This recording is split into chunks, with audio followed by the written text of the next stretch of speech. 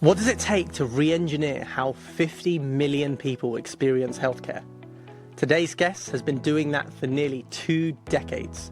Ming Tang is currently the Chief Digital and Information Officer and the Chief Data and Analytics Officer for NHS England.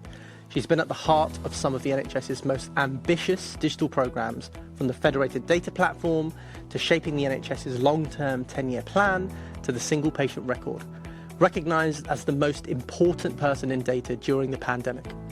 Few people have been as pivotal to designing and driving technology more than me. I'm Fayaz, and this is Behind the Breakthrough, the podcast where leaders behind the UK's most complex transformations reveal what actually drives breakthrough change. With a career spanning Accenture, pharma, frontline NHS, leadership, Ming is one of the most influential, transformational leaders in the system. In this episode, Ming reveals the spark that started it all, the breakthrough transformations she's most proud of, and her predictions for the NHS over the next decade. So, grab a coffee and let's go behind the breakthrough.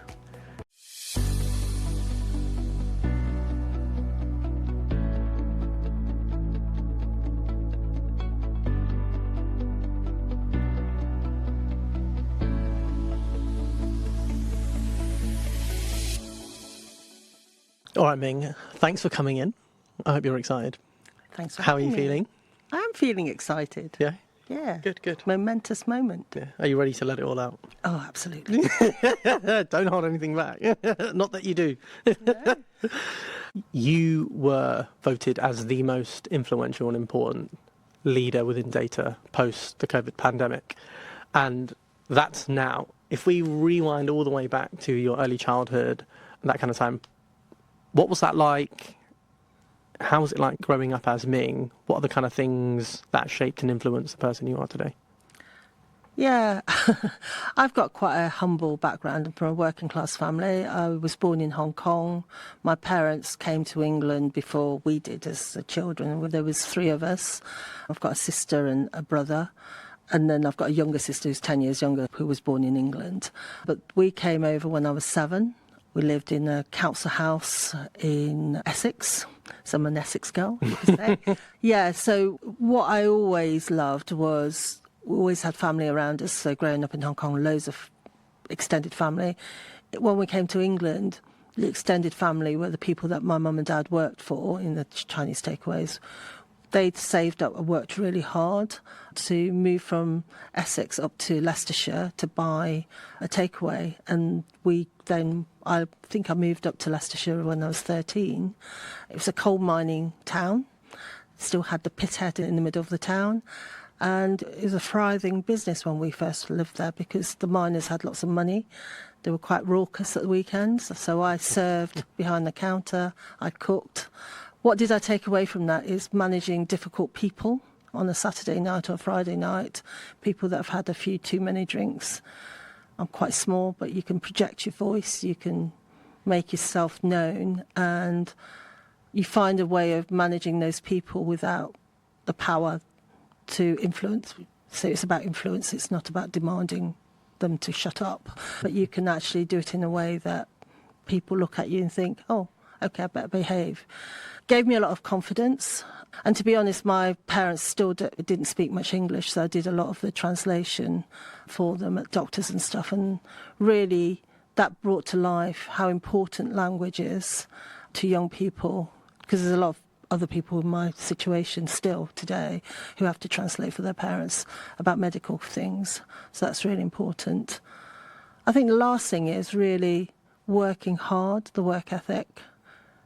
It's just part of life. There's no expectation that there's going to be loads of money coming through the door. You have to earn it. And it's a reflection I had the other day that I haven't stopped working. I worked throughout my uni. I came away from uni without any debt. And I worked even the 6 weeks before uni and starting my first proper job. I worked through in a soap factory.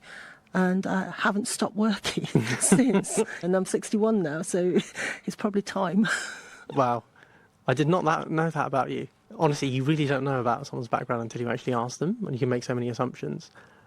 Just to continue that story then, so post-uni, what did you do and how did you... So at uni, I did pharmacy. I did pharmacy at Aston University. It was a fantastic course. They focused a lot on interpersonal skills and presentation skills, so that was really good. I actually wanted to be a research scientist. Failed some interviews, didn't get recruited, but I was offered a job with Glaxo at the time, as it was, in their operations. So I had 6 months pre-reg in Glaxo and 6 months pre-reg in the hospital, one of the hospitals in Cheshire, I won't say which, because it wasn't a great experience. But Glaxo actually gave me a huge amount of experience and lots of trust. That's one of the things I learned very early at Glaxo. I was given the opportunity to build my own packing area, very early on after I left. Once I graduated and did my pre-reg, I went back there to be a graduate trainee again. And I was given a budget, an area, had to organise the whole project, reshape an old area into a different packing area, selected the overalls, the colour schemes, everything. So it was a fantastic end-to-end project. Turnkey, you would call it today. And that was wonderful. One of my biggest experiences there, which taught me a lot, was I worked on this project really hard. It was a packing line that we were going to bring down from the northeast into the Liverpool plant where I was working, and it was my programme. Everyone knew it was my programme. And I had trained all the staff, written all the SOPs, done everything, and it was like the machine was down here. We were going to start production the next morning. I went into the factory on the Monday. It was going to start production on Wednesday. The factory manager asked me to go to his office, and I thought, oh, something's gone wrong here. What have I done? Went up to his office, and he said, Ming, the project's been cancelled. Oh, no. And I was furious because I'd worked so hard. I said, that can't be true. How dare they cancel my project? So I was really angry, almost banging my hand on his table kind of thing. And he was lovely. Joe was lovely. His name was Joe Caldwell. He sat me down and said, got me a cup of tea, and he said, Ming, this is life. This is your first. It won't be your last. Get over it. And it was a real learning. I left his office really emotional, really upset. But I settled down and I just thought, okay, that's life. It's a lesson. And I've always taken that. So when someone says to me, how do you deal with all the trauma and the terms, that impacted me much more at a very young age. I think I was 21 maybe at the time. That impacted me really early on. And I realised that you're such a small cog in a really big machine. And it doesn't matter how much personal effort you've done sometimes. It's just the way of the world, and organisations move on. You've gone through so many jobs and experiences. What is the most interesting, what is your most favourite job or favourite moment that you've gone through? I can tell you my most favourite job ever, and it was quite early on in my career. This is going to sound strange, but I think it's a role that really taught me what I like. So at GSK, my last 3 years was in new product planning. So I was allocated a number of new compounds that came through the R&D process, and my job was to keep an eye on those compounds and shorten the life cycle from discovery through to launch, right? And that included man marking, the regulatory areas, the packaging, getting manufacturing ready. Some of it taught me lots of discussions with commercial organisations where we had to outsource some of the earlier manufacturing. So it was a really wide-ranging role. It's a global role. So I travelled all over the place with this job, and it was wonderful. Now, the two reasons why I loved it was, if you think about it, I'd gone from Liverpool from a factory into the head office down in Ware in Hertfordshire. The guy I worked for, Malcolm, was a wonderful, really old-fashioned type of gentleman. And when I stepped into that role, he said, this is a market-facing role, Ming. You need to understand your customers and you need to go meet them. So the first month, I travelled all around the world just going to meet the people that I was to work with. He says, because you have to have that intimate knowledge of how they think, what they expect. And then when you write an email or pick up the phone, you know the face and they know you. So that was the first thing. Don't forget, this was in late 90s when pharma had lots of money. So I went around the world, but my job was really, I wasn't accountable for anything, really, because I didn't deliver the packaging, I didn't deliver the manufacturing, I didn't deliver the regulatory stuff. I worked with marketing, I worked with medical, worked with R&D. But my role was to make sure things didn't get dropped between the handoffs, and also to how I used to describe my job to friends was I just managed the white space, right?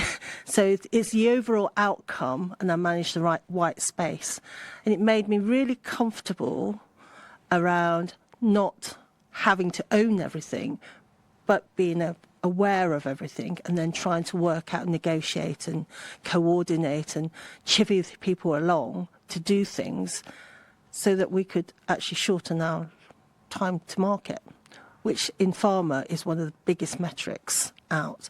So not only was it a funny job, it was one of the critical jobs in actually meeting our targets. So I love that job, and that's some of the things, I think, the curiosity I carry over in every role I've had since.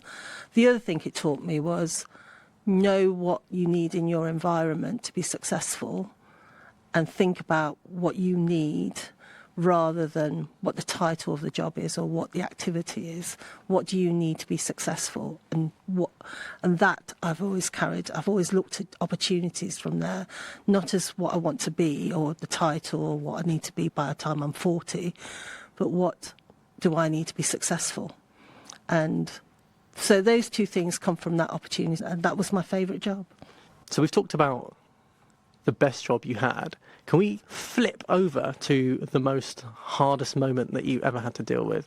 And if I can take you back to COVID, and what was the hardest moment during COVID? Because you were the person at the centre running data and analytics. And what was really tricky about that? How did you navigate that? And can you talk a little bit about a really difficult time?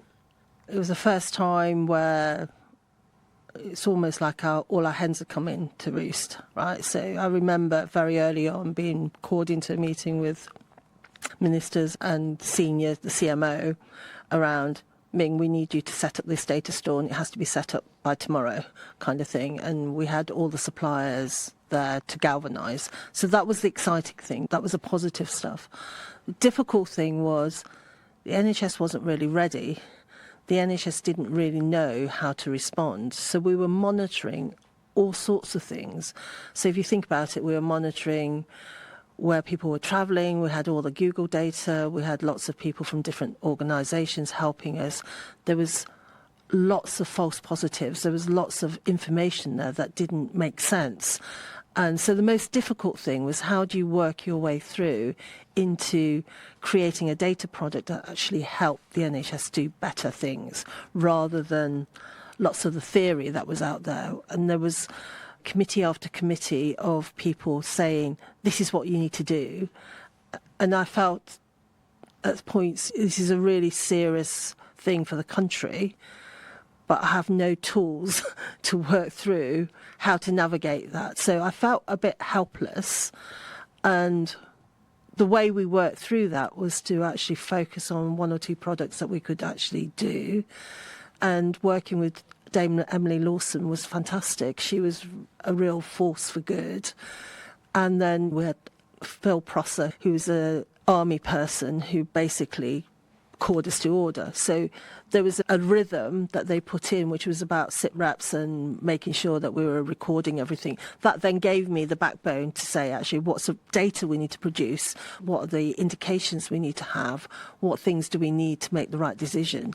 And that spawned like the COVID dashboard, and how we then use data to work out how many people were being ill, what forecasts of them coming into hospital. The analysts did a fantastic job, created a demand model so that we could forecast how many oxygen beds we needed, how many beds overall. So all of that kind of information started coming in, and the team really pulled together. So it was fantastic. But the hardest time was when we were drifting, because there was so much information and we didn't know what was true and what wasn't. And you knew deep down that if you got it wrong, then people were going to die. So it was life and death type of situation, and we didn't have the right data to do it. But eventually we worked our way through it. And in that moment, so if we go back to that moment where it was quite chaotic, no one knew about the pandemic, no one knew what impact it would have, what were the things that, or the principles, the guiding principles that you had that went, okay, this is the moment I'm going to be like this? It was more the case of really lining up with what Emily wanted to do, which was have some order and some metrics. So it's working with her and her team to make sure we were driving the right metrics, and therefore we were collecting the right data, and that we were using that data to help make decisions. So it was really, what do you need to know next? How do we make sure we've got the right data to do that? I guess deep down for me, it was trying to be calm while everyone else was flapping, and trying to work through what the logic was for the stuff that we're being asked to do, and actually being quite clear and saying, no, we're not going to do that because that's not going to, where's the end state? So what's the outcome you're trying to achieve? And discounting those things through a logic tree that didn't work, right? So having that logical thinking and the training I did early on in my career was actually quite helpful. And you mentioned 2 products that were critical, and you said on a previous podcast that much of technology transformation isn't about the technology. How did that come to life in the COVID pandemic? During the COVID pandemic, we did have new technology. So we had the data platform that we've never had before, and that actually really helped. And it helped because it supported the workflow that we were doing. But a lot of the stuff we were doing, like the point of care things, the one login onto computers, that wasn't new technology. What we needed was everyone kind of piling in and saying, actually, it doesn't matter whether I'm a nurse or a clinician, it doesn't really matter what I've done. Volunteers can provide injections.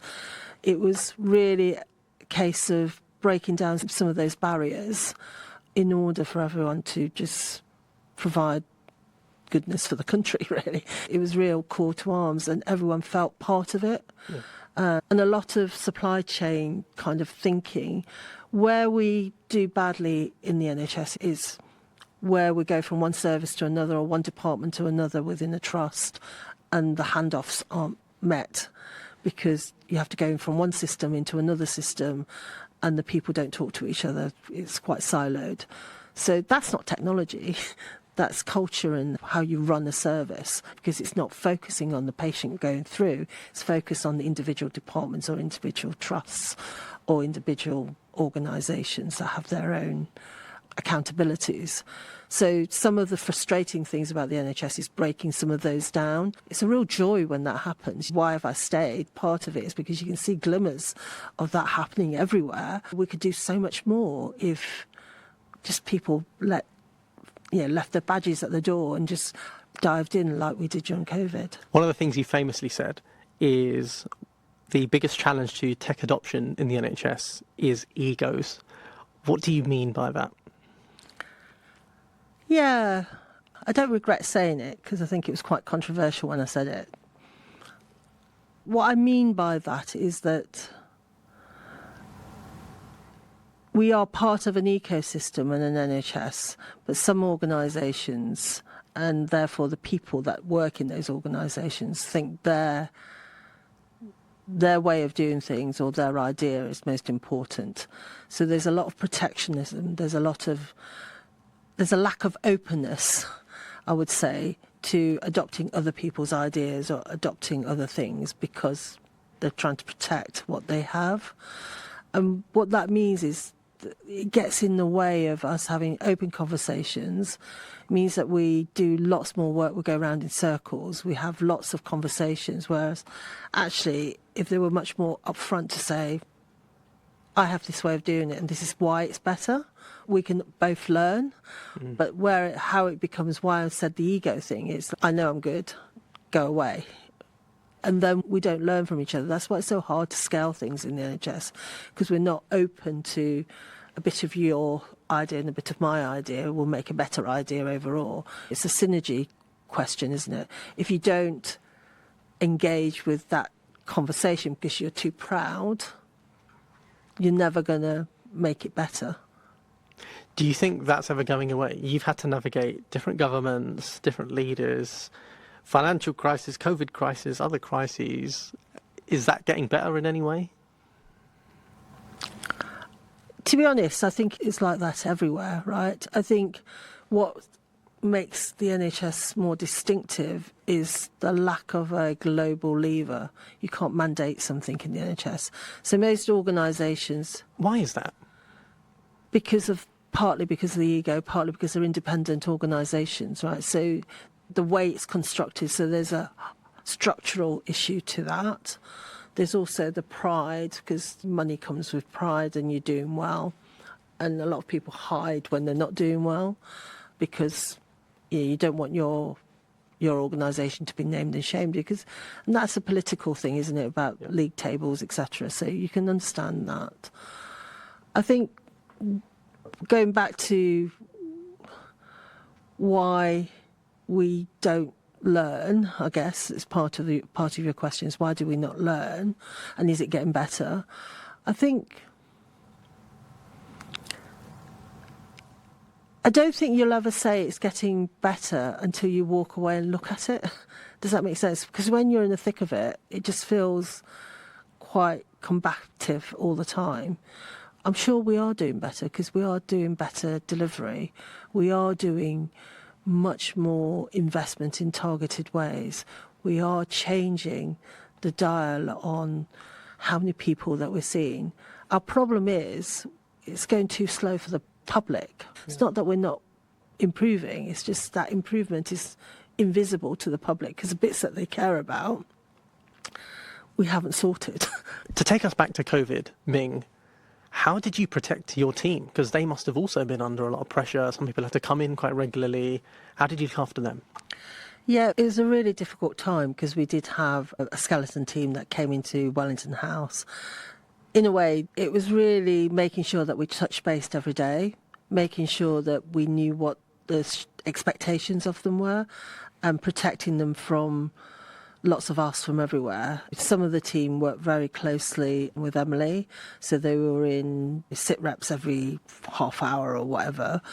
There was an expectation, both from Emily and the chief exec, that they wanted to see the data. So a little story, when we put in the vaccination point of care system, I asked for a 2-hour feed of that data to come in so I could actually check that we were recording vaccinations properly. And it was our way of, if anything went wrong, we had the backup of that 2-hour feed to know where it went wrong. That 2-hour feed, I made the mistake of telling Emily that we had this feed.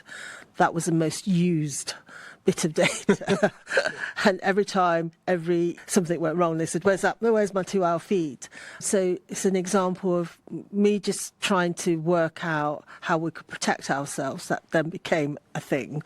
But that was good. That actually gave us a real, almost near real time, how many vaccinations we delivered, which was really important for number 10 and all our CMO colleagues, etc. So that was important. But the team was really checking in because we had a lot of people that work remotely as well. So it was really making sure we had a cadence of checking in with people to make sure they were okay. Because a lot of the young analysts lived in bedsits and stuff, so they didn't have the facilities to work from home. Yeah. So we made the case to bring them in as a special exception so that they could actually work at the desks. And actually, we forget, because it seems like a long time ago, these were in the days where everyone was expected to be in every day, and now we're doing everything virtually. Yeah, so it wasn't virtual work. Nobody was, to be fair to the technology guys, they did amazingly well in terms of getting everybody laptops, desks at home. The kit went out everywhere, so we did that really well. I remember coming into Skipton House and everything was marked up and it was amazing. So there was lots of opportunities to make sure that we were delivering, but also putting our arms around people by testing, making sure they were all right because they were working remotely, and cascading that down to the hierarchy of the team. So I didn't do everything, obviously. So it was making sure the work was spread out, and teams that were exhausted got some breaks, and sharing the work around. And you must have, at that moment, I can't imagine, have got bombarded with requests from senior leaders working with the army and working with NHS execs, trusts, members of the public, other organisations you're part of. How did you deal with that? What are the type of questions that were being thrown at you? Yeah, everybody wanted to know how many deaths. Even people in the family wanted to know how many deaths, what vaccination rates were when that came in. I'll give you a little story about, I'm a member of the Women's Institute, and during COVID we had our calls on Zoom, and when we were starting the vaccination around Leicestershire, they felt really aggrieved that they hadn't been offered, they hadn't had the vaccination letters, and they were at risk because of their age. And I had to look into it, and luckily, within a couple of weeks, by looking into it, they actually got their vaccination. So I got some lovely responses back, thinking that I'd organised their vaccinations, and it was only... But it was a very proud moment, because actually, it's the first time actually people outside my family actually knew what I did, and being able to relay what we were doing. And we got tremendous support from the public, the NHS, and that was wonderful, really. Yeah. And what is it about the pandemic that enabled us to change so fast, so quickly? Everyone got on board, and it really feels like that was almost a decade or 2 decades away, where we've gone back to wading through treacle when it comes to change and bureaucracy and people's appetite. I think it was a singular focus. The NHS has multi-purposes and focuses. So it's really hard now to prioritise. Because how do you prioritise whether someone goes to get their cancer service versus someone going into A&E versus someone, I don't know, having a hip operation? That's an everyday type of prioritisation. So when people say you've got to stop doing some stuff, it's hard, because you're there to provide a service for everything. You're not there just to provide a singular thing like COVID. And that's why, when you think about it, we almost need to think about segmentation, because that gives you a smaller set of focuses that allows you to design things more in alignment to human behaviours of the public. Because that's the other thing, is you can get your health service right. We did quite a lot of work in some areas about virtual wards. But if they don't use it, we've put that kit in, but nobody's using it. Yeah. So it is very human. It's not about the technology. Ming, you co-chaired the NHS's 10-year plan. What parts of that plan are you most proud of? What parts do you think already are going to be really difficult to achieve? The 10-year plan was an amazing experience, right? So we had a working group that was a very diverse working group coming together for a number of sessions. I co-chaired it with Tim Ferriss. And it was exciting because we were allowed to think forward and look at what the new technologies were. So it was, you don't often get that in an NHS, really, time to actually think outside of the box. So it was exciting. What was really interesting about that process was everybody was happy to look forward, but really held back from today. So most people said, don't give me all the sexy stuff about genomics when I don't even have Wi-Fi that works, or a single sign-on that doesn't work. So where we ended up was a lot of stuff that we called digital foundations that we still had to put into place in order for people to believe in the future, to believe that they could do all those good things around AI and workflow and assistive single patient record. So in a way, the bits I'm really proud of is balancing those two things, making sure that it didn't go in the final report, but in our part of the report and the investment that we've made the case for digital foundations, and we've got it across to ministers to say, you might have this massive ambition, guys, but we've got to do this as well. You can't just focus on the shiny new things. The other side of it that I'm really proud of is that we started connecting the dots between the medical workforce, it started bringing things together. So how do we have the strategy for change of services, how we deliver clinical care, how we use technology to assist in that. And I say that because I don't believe that we should be doing transformation with just tech. We have to change what we're doing. We have to transform the service, if nothing else, because the NHS can't afford not to. So I think that came through really well in the 10-year plan. And I think the connectivity between finances, workforce, and what technology can deliver, and the innovations in science was where it all came together. So that gives us a vision for the future, and I think that is the right vision. Really buy into that as a vision.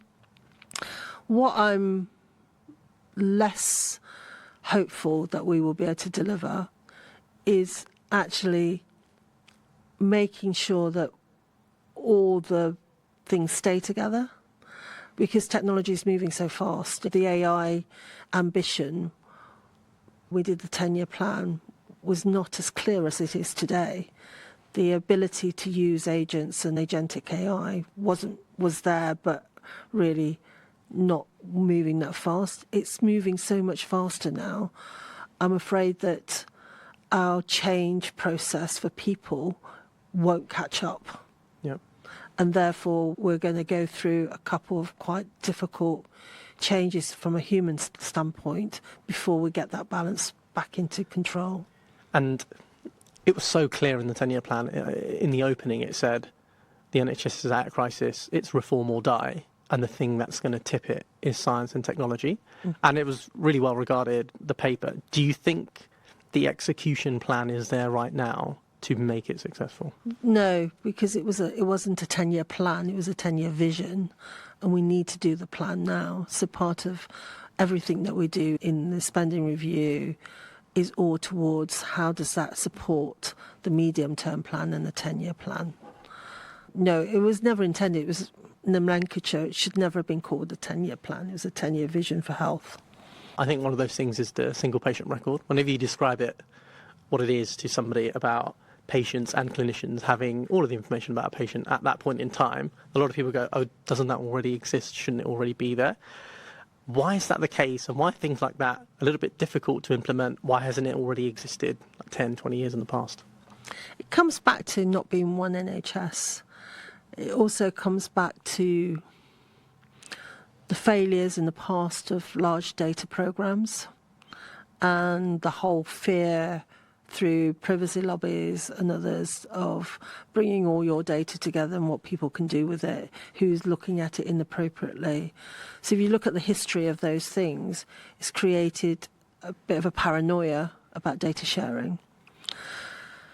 The way that we have GPs who are independent contractors doesn't help, because they're the data controllers for GP data. The technology for GP systems and the codification of GP data is very different to hospital data.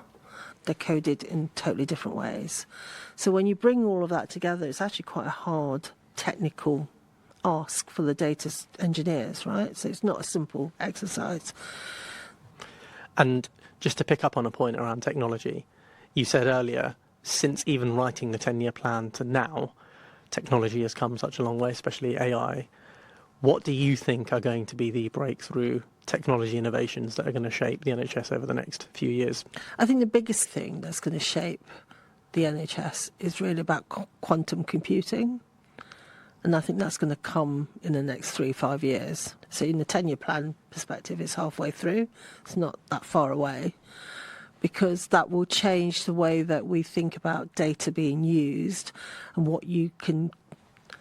how you can break all the security models that we have currently. So that's something that we're really thinking about. And data sovereignty is going to come into that. How do we maintain safety of our own data within the country? So the NHS will absolutely be staged into some of those fears and changes and consequences. the ability for us to use AI on genomics, reading the genomics, actually applying genomics to diseases. If you look at how quickly AI has been used on protein constructs and that design of new products, that's amazing. But being much more able to tailor treatments for genetic profiles is going to totally change the way we deliver care, because it becomes more of a screening. So the prevention stuff becomes much more of a screening. So it's not just technology, it's also innovation and how tech is being used to manage and discover new treatments for diseases. If you look at the robotic stuff, that's really exciting. That's becoming more and more precise. And if you add AI onto the robotic thing, you'll be able to do procedures in pinhole much easier than you've ever been able to do, which then means that the recovery rates are going to be much faster. So we will need to reconfigure our hospitals and our services in the next 5 years to make the most of these attributes. And is anyone doing that right now? Are there any examples, whether in the UK or internationally, that you draw upon? Internationally, there are some people that are thinking about it. And usually, unfortunately for the UK, they're starting with more of a blank sheet of paper. And they're smaller, so it's less complex. Yeah. For us, it's going to be really exciting how, even in the new hospital programme, we haven't got our heads around it yet. And the workforce implications are huge. So we've been doing some modelling for the 10-year workforce plan. That's going to have to be worked through again as the technology changes. So in answer to that, I don't think anybody's got the answer, but it's an exciting space to be in. You talked about genomics as being a huge potential driver of change in the NHS. Can you talk about what is genomics, what is it going to drive, why is it so interesting? Okay, genomics is really, we're looking for as NHS England genomics medicines. And the reason I'm differentiating that is not just your genetic profile, it's how we use genomics to create better services and better medicines for individuals. So there are a number of programs underway at the moment. So one of those you might have heard in the press about hill pricking newborns, right? So it started as a bit of a pilot on, I think it was about 1 or 2 million children. We're now extending it to any newborn can have their blood analysed and a genomic profile. And that's really important because your genetic profile doesn't change over time, but our knowledge about how genomics works and the treatments that we can have depending on matches to your genomic profile will change over time. So having that data is amazing because we'll be able to go back to it on a regular basis as advances in science happen. So, for instance, the moment we screen for BRCA gene, that's when children are born with a genetic disability where the mitochondria don't work. So that mitochondria really looks at how you burn energy in your cells, right? So it's really important to life. So children with that disability means they don't live for very long, they actually burn out. So we can now screen for that. We can actually, the science has advanced so much that you can actually inject and do a change in the mitochondria and put it back into the child, and that then solves the problem. And it's just a wonderful thing, isn't it? If you're thinking about that was a family trait, and therefore being able to solve for that problem is amazing. The last thing I'll say is actually understanding your genetic profile and what that means for us over the time is going to be really important. So there's a programme called Our Future Health, which offers individuals their profiling, but also uses that to collect information around your lifestyle, your weight. It will ask you to come in on a regular basis to do your vitals. That will then gather not just your genetic disposition, but your lifestyle disposition and how those two things play together, which is the nirvana for prevention, because that will then allow us to understand how you can look after yourself because of your genetic predisposition and how you can change your lifestyle to get longer living or better health. So all of those things will change. If you think about that, that's the users of the NHS will change, the treatment for the NHS will change, therefore our services need to change. So quantum computing allows us to do more with computer processing units, right? The pace and the amount of computing power we will have through quantum is will be, I don't know how many fold, but a lot, right? So you imagine that at the moment, what holds us back in some of the technology in screening or profiling your genome or matching protein dispositions for drug discovery, it's all dependent on how fast you can go. So that will solve part of that problem. AI will add the intelligence of targeting that, learning from that, so that you can target and learn better drug discovery sites, etc. So again, the pace of treatment will reduce. We're also in the mode of miniaturization, which means you can, when I was doing my pharmacy degree, we dreamt of things that you could take that could actually go and dissolve or take bits of tumour out. That will become a reality. So you'll be able to swallow something that goes down, and that will then take away some of your tumours and then disappear or get expelled. So all of that is a possibility. It's just like science fiction, isn't it? So that's the exciting bit of innovation. So if you think about all of that, for the public, the way they interact with the NHS is going to be very different. If you look 10 years out, we should be thinking that people will have information about their own health.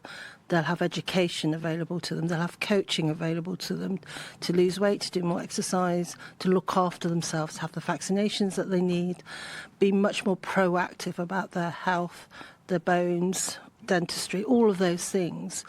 And it will be nudged through the app or whatever, wearables or whatever, so it will feel less like granny politics in the way that we won't be giving broadcast to say lose weight.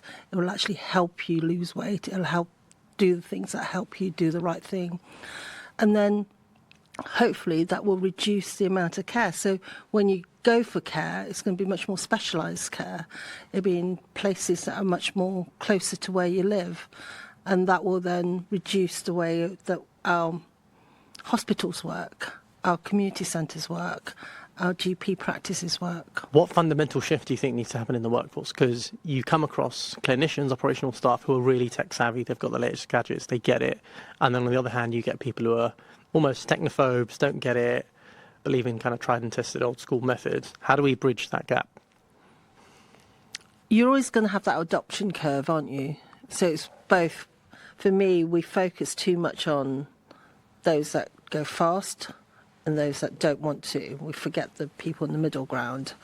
I think to make the best progress, we need to focus on some of the people in the middle ground so that they become the adopters. You don't need those that are adopting really fast to the really new stuff. You actually want the body of the people, normal distribution, the bit in the middle, the bulge in the middle, to adopt the technologies, because that will drag those that are left behind much faster, because they can relate to those people better than they can relate to the really innovative people. Yeah. And I think it goes back to your point on segmentation. If we design services around the patient, you'll get people who aren't digitally savvy, we've got a service for them. People who are, we've got a service for them. But everyone's getting a good service. Yeah, absolutely. Okay. Fantastic. Ming, you've announced that you're stepping down from the role that you currently have. What drove you to that decision, and what is next for you? I would say that it's an immense privilege to work for the NHS. That's first and foremost. I said earlier, you're there for a purpose, and the purpose is to make things better. That's what drives me, solving difficult problems. The environment that you work in creates quite a toll on you individually. So it's time. 16 years is a long time. It's a long stint, right? Particularly in the tech and data world, people tend to move on quite quickly. I think I've achieved a lot of things. I also think that it's time for the next generation to step up and have their day. I learned a long time ago in my career that you should move on to allow people to do your job and enjoy your job so you can move on to something else. And I think it's just the right time for me. Personally, I've got other things I want to do. I want to do a bit of travelling. I want to do a bit more relaxation. I'm getting on. I need some space. I need some headspace. I've still got some really good ideas that I want to drive. And I think now's the right time for me to do that. And just the way you're speaking, your passion, your love for the job, your love for the NHS just comes across so strongly. When people look back at Ming, what do you think they'll be saying about you? What do you want them to be saying about you and what you've achieved? I'm less about achievements and more about what's really important to me is growing people. So one of my passions, I've always spent time with as many people as I can to grow them. And it's not always people that have worked directly for me. I like to help people think through their options. I like to help them. I love to see people grow. So I hope that's what people will remember me by. If you had to say one uncomfortable truth about the time that you've had from your experience, what would that be? That people don't necessarily know, I've heard you say before. One uncomfortable truth. I don't know where you're getting at. It's not a loaded question. No. One uncomfortable truth. I'm not sure. Maybe about the role, because you're a senior leader in the NHS, you have to navigate politics, navigate big teams. What's something that people really don't know or get about the role? I think senior roles in any organisation are difficult because you are the face of the organisation. I've always tried to do it in a way that there is a collective responsibility and accountability. So what you agree as a senior team is what you go out with, whether you personally benefit or agree with. Sometimes people don't see that. We have to, and that's important, is a collective responsibility and accountability. I think is really important because that's how you make change happen, right? You can't have people all doing their own thing. I think sometimes those things may rub against your core values, and that's probably difficult. Yeah.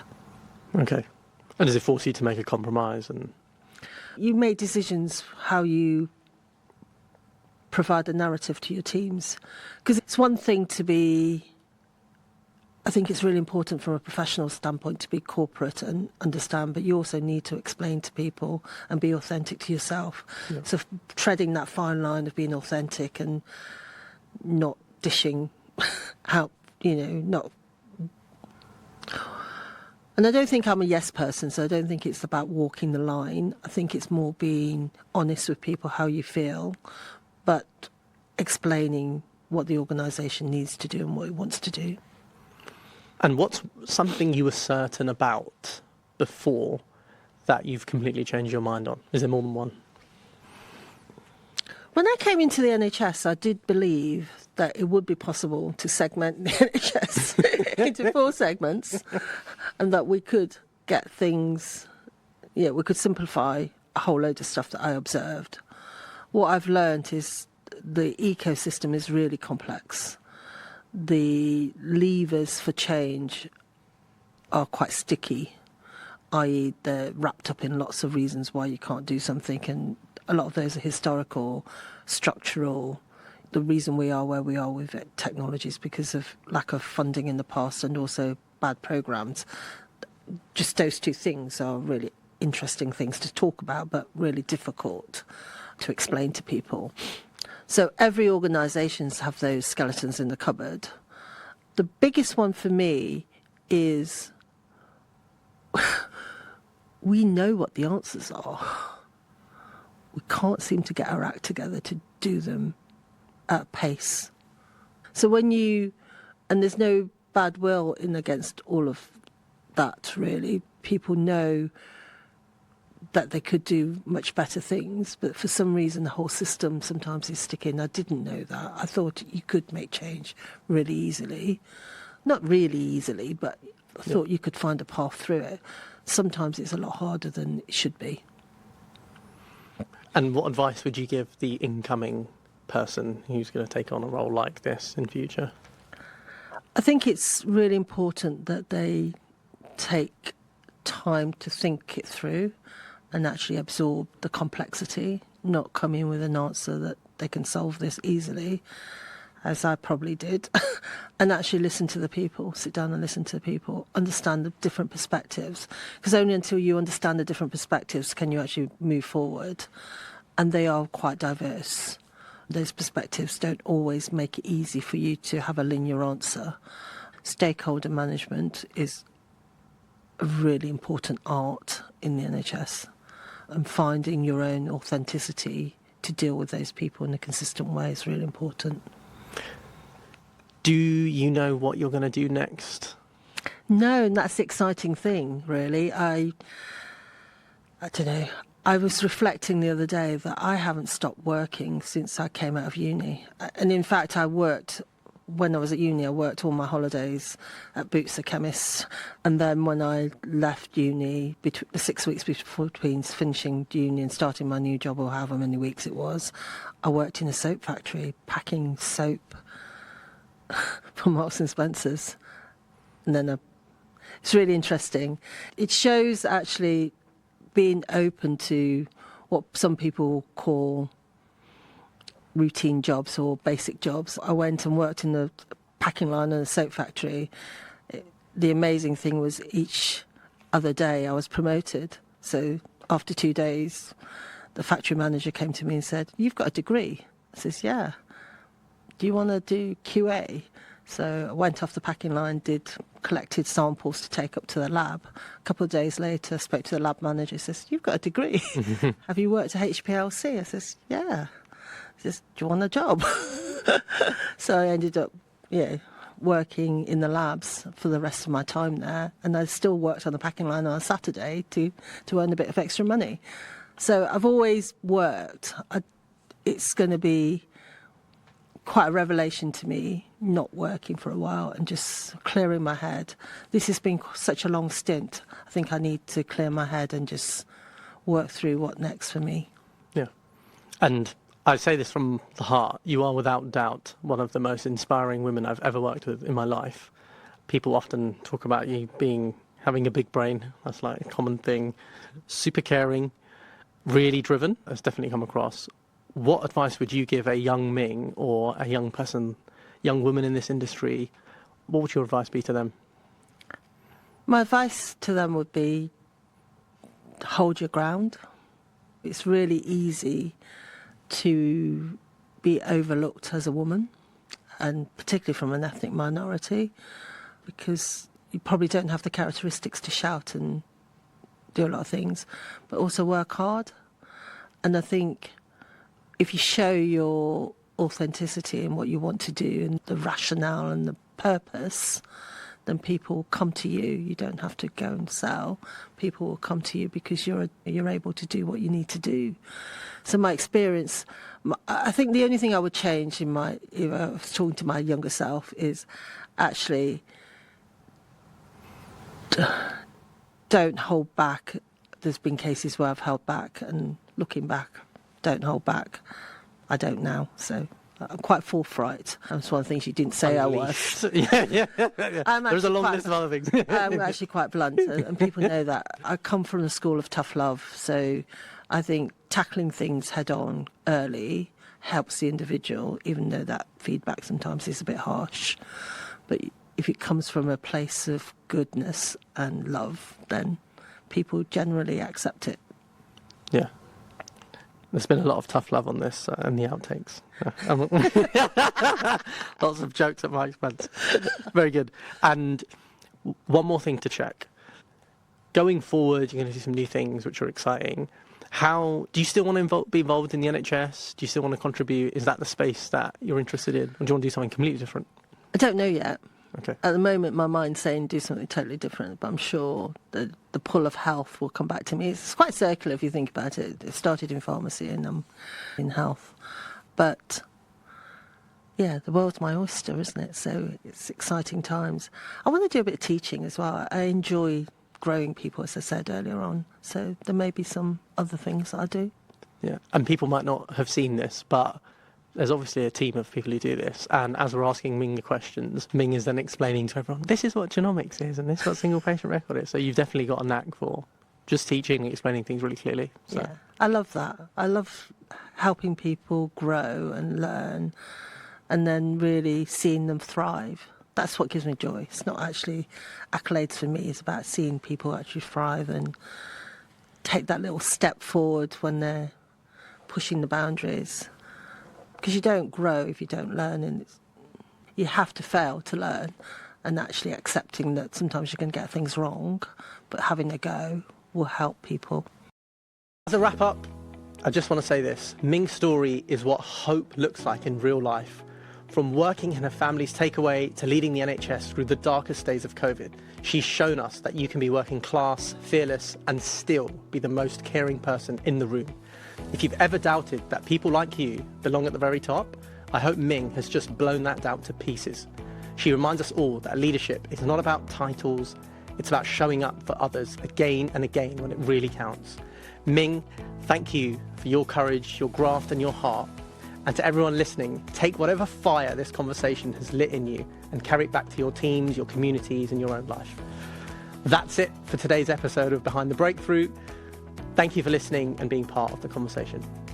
If you've liked what you've heard, give us a follow, share it with someone curious, and stick around. The next one might just surprise you.